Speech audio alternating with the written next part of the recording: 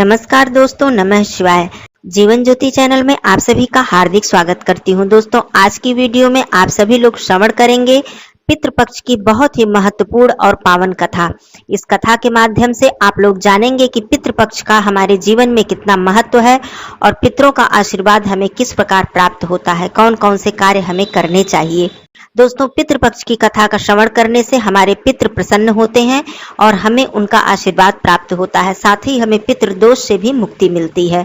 तो आइए हम सभी लोग मिलकर पितृपक्ष की कथा का श्रवण करते हैं। आप सभी भाई बहन कथा श्रवण करने से पहले अपने पितरों का स्मरण करके उन्हें नमन अवश्य करें और प्रतिदिन आपको यह कार्य करना चाहिए। अपने पितरों को प्रणाम अवश्य करें, उनसे आशीर्वाद लें। कथा आरंभ करती हूँ।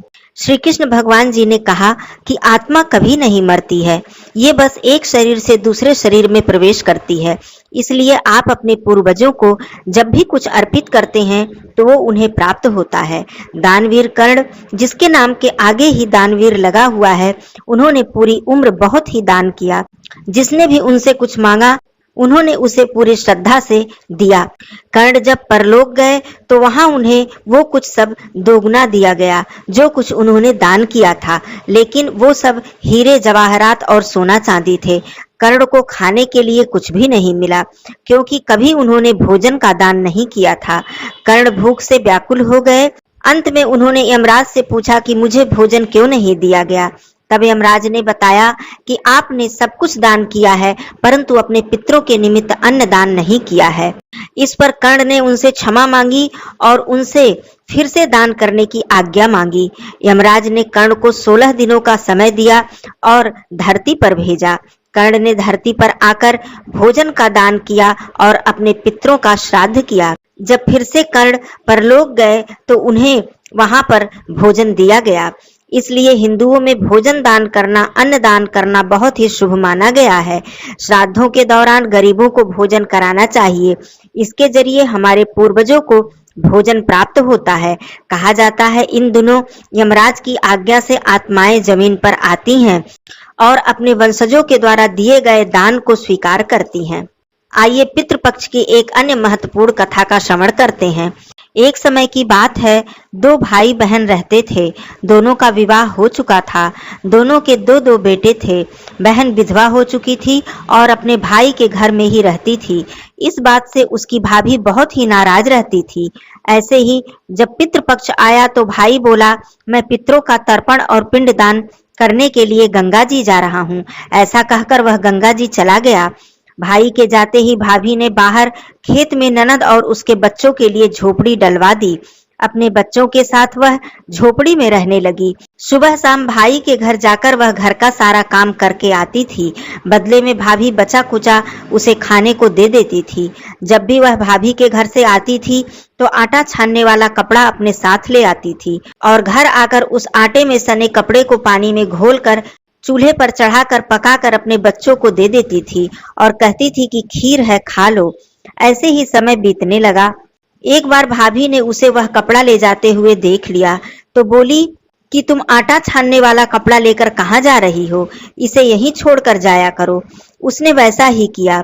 उस दिन भाभी ने उसे बचा खुचा भोजन भी नहीं दिया और बोली कि कल आपकी माँ का श्राद्ध है, बिना बुलाए तो मत आना। हाँ, आंगन में लगा ये पीपल का पेड़ अगर अपनी जगह से हिले तो चली आना। ये सुनकर वो बेहद दुखी हुई और रोती रोती अपने घर चली गई।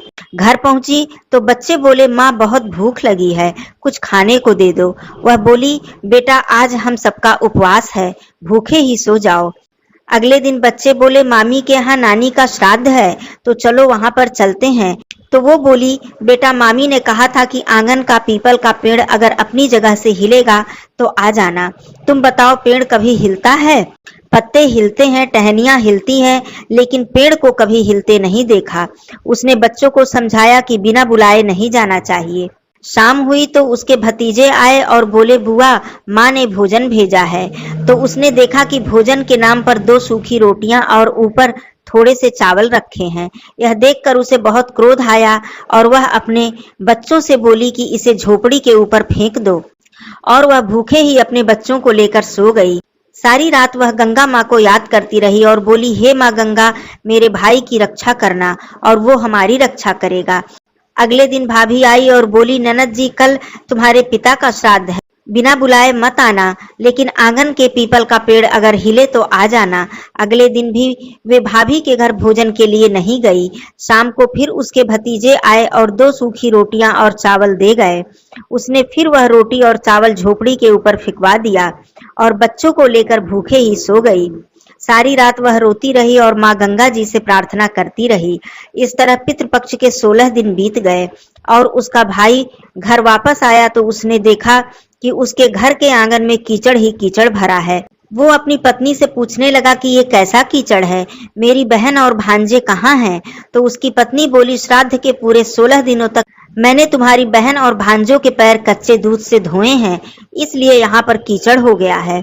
तुम्हारे पीछे मैंने उनकी खूब सेवा की है, खीर पूड़ी खिलाई है, फिर भी वो मुझसे नाराज होकर खेत में झोपड़ी डालकर रह रही है। भाई खेत पर पहुंचा तो वह देखता है कि वहां कोई झोपड़ी नहीं थी। वहां पर एक आलीशान महल बना हुआ है, जिसके आंगन में उसके भतीजे खेल रहे हैं।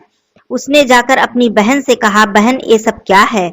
तब उसने अपने भाई को सारी बात बताई और बोली, भाई जो तेरे आंगन में कीचड़ है वो कच्चे दूध से नहीं बल्कि भाभी के व्यवहार से, जो मैं दिन रात रोती रहती थी, उस आंसुओं का कीचड़ है।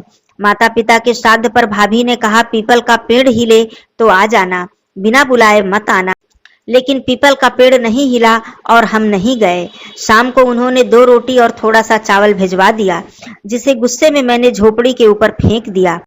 माता पिता के आशीर्वाद से और गंगा मैया की कृपा से ये सूखी रोटियां सोने में और चावल हीरे मोतियों में बदल गए, जिसके प्रभाव से ये सब हुआ है। भाई ने अपनी बहन से अपनी पत्नी की गलती की माफी मांगी और घर चलने को कहा। तब बहन बोली, भाई गंगा मैया ने तेरी रक्षा करी है, तू हमारी रक्षा करेगा, लेकिन हम अब यहीं रहेंगे। ये सुनकर भाई ने अपने माता पिता को याद किया और बोला, जैसे पितरों ने मेरी बहन और भांजों की रक्षा की है, उसके दुख काटे हैं, वैसे सबके दुख काटना, सबकी रक्षा करना। कहानी को कहने वाले और सुनने वाले सभी लोगों पर कृपा सदा बनाए रखना। बोलिए पितृदेवता की जय। कथा समाप्त होती है। धन्यवाद दोस्तों। नमः शिवाय। हर हर महादेव।